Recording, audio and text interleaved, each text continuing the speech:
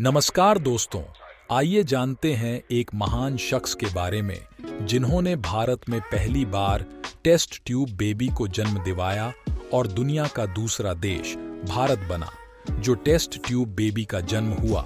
सुभाष मुखोपाध्याय का जन्म 16 जनवरी 1931 को भारत के हजारीबाग, बिहार और उड़ीसा प्रांत, अब झारखंड में एक बंगाली ब्राह्मण परिवार में हुआ था।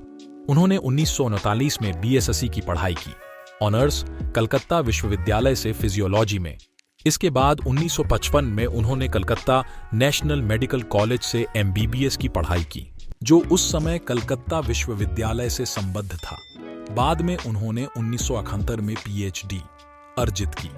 प्रोफेसर सच्चिदानंद बनर्जी के नेतृत्व में कलकत्ता विश्वविद्यालय के राजा बाजार साइंस कॉलेज परिसर से प्रजनन शरीर क्रिया विज्ञान में। बाद में उन्होंने अपनी दूसरी पीएचडी अर्जित की।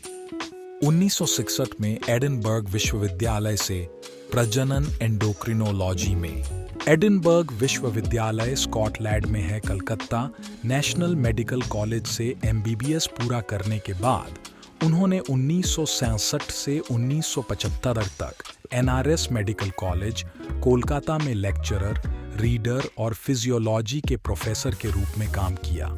उन्होंने सुनीत मुखर्जी, क्रायोबायोलॉजिस्ट और स्त्री रोग विशेषज्ञ डॉ. सरोज कांति भट्टाचार्य के साथ काम करके इतिहास रचा। वह इन विट्रो फर्टिलाइजेशन करने वाले भारत के पहले और ब्रिटिश चिकित्सकों पैट्रिक स्टेप्टो और रॉबर्ट एडवर्ड्स के साथ दुनिया के पहले चिकित्सक बने, जिसके परिणाम स्वरूप 3 अक्टूबर 1978 को एक टेस्ट ट्यूब बेबी दुर्गा उर्फ कनुप्रिया अग्रवाल पैदा हुई। टेस्ट ट्यूब बेबी का अर्थ होता है कि जो कपल्स प्राकृतिक रूप से गर्भधारण नहीं कर पा रहे हैं, उन्हें आधुनिक तकनीकों से गर्भधारण करवाना उन्हें पश्चिम बंगाल राज्य सरकार से मान्यता के बजाय सामाजिक बहिष्कार, नौकरशाही, लापरवाही, फटकार और अपमान का सामना करना पड़ा और भारत सरकार द्वारा उन्हें अंतर्राष्ट्रीय सम्मेलनों में भाग लेने की अनुमति देने से इनकार कर दिया गया। बंगाल सरकार ने मुखर्जी के दावों की जांच के लिए एक रेडियो फिजिसिस्ट की अध्यक्षता में एक पैनल नियुक्त किया था, जिसमें एक स्त्री रोग विशेषज्ञ, एक न्यूरोफिजियोलॉजिस्ट और एक फिजियोलॉजिस्ट सदस्य थे। समिति के सदस्य डॉ. मृणाल कुमार दासगुप्ता, अध्यक्ष रेडियो खगोल शास्त्री, कलकत्ता विश्वविद्यालय, धीरेन कुंडू, परमाणु भौतिक विज्ञानी, साहा संस्थान, डॉ. जेसी चटर्जी, स्त्री रोग विशेषज्ञ और डॉ. अजीत मैती, न्यूरोफिजियोलॉजी, कलकत्ता विश्वविद्यालय थे। समिति द्वारा अपमानित किए जाने के बाद 19 जून 1981 को उन्होंने अपने कलकत्ता निवास में आत्महत्या कर ली। अचिंत्य मुखर्जी, प्रेसिडेंसी कॉलेज। उन्होंने अपने सुसाइड नोट में लिखा, मैं हर रोज दिल का दौरा पड़ने से मेरी मौत का इंतजार नहीं कर सकता। उनकी उपलब्धि को भारतीय चिकित्सक के रूप में देर से मान्यता दी गई है, जिन्हें 1986 में आधिकारिक तौर पर भारत में इन विट्रो निषेचन करने वाला पहला डॉक्टर माना गया था। उनकी मान्यता का श्रेय टीसी आनंद कुमार को जाता है, जिन्हें भारत के दूसरे आधिकारिक तौर पर पहले टेस्ट ट्यूब बेबी के पीछे का मास्टरमाइंड माना जाता है।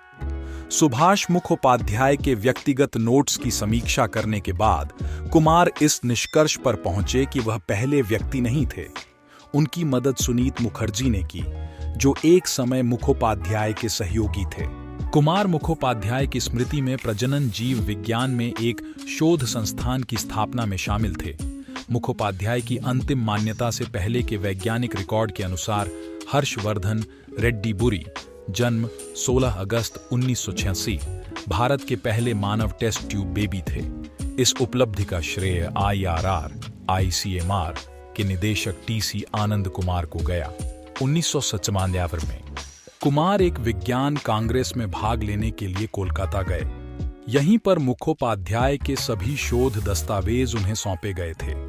दुर्गा के माता पिता के साथ जांच करने और चर्चा करने के बाद कुमार को यकीन हो गया कि यह वास्तव में मुखोपाध्याय ही थे, जो भारत में पहले मानव टेस्ट ट्यूब बेबी के वास्तुकार थे। इस प्रख्यात वैज्ञानिक ने एक बार एक पत्रिका में मुखर्जी की तकनीक की आलोचना में उल्लेख किया था। मुखर्जी द्वारा 19 अक्टूबर 1978 को पश्चिम बंगाल सरकार के स्वास्थ्य सेवाओं के निदेशक को लिखे गए अपने पत्र में दिया गया।